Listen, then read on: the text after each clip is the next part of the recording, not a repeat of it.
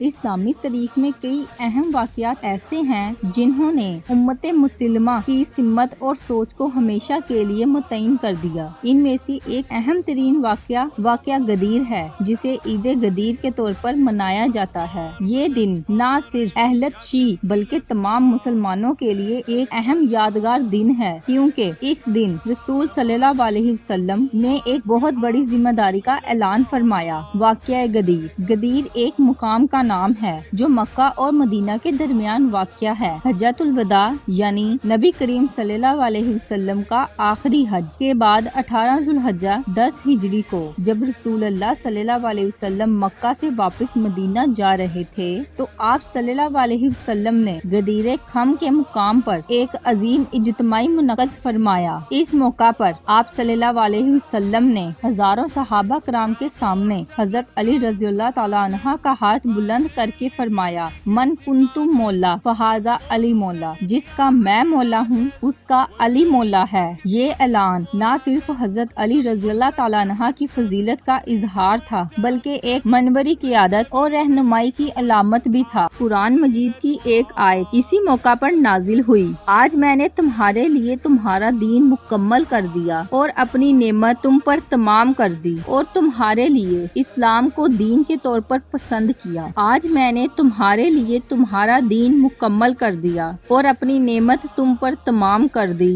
اور تمہارے لیے اسلام کو دین کے طور پر پسند کیا۔